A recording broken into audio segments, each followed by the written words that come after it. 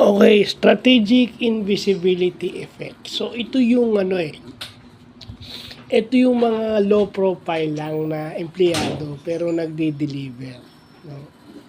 So sabi doon, ah kasi masyadong ang anxiety yung nakaka-cause daw ng anxiety yung nasa iyo yung atensyon. So in a way, parang maganda yung low profile ka. Pero ang disadvantage ng pagiging low profile o yung strategic invisibility is hindi nararamdaman yung ginagawa mo. Sabi nga doon sa pinakinggan natin sa TikTok, hindi malilimutan yung nakita ng marami at nalalaman ng marami. So ibig sabihin, pag nadinig ng madami at nakita ng madami, hindi malilimutan yun. Lalo na kung authentic na ikaw yun.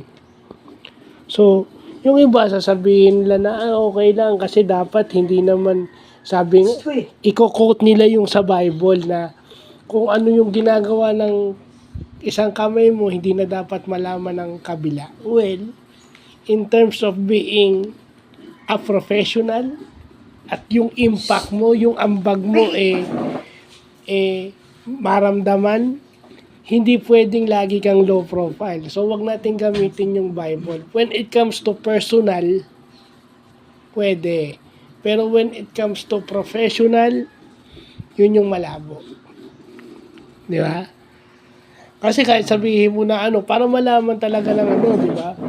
Paano malalamang may problema kung hindi mo ipapakita yung sira at hindi mo ipapakita yung dumi?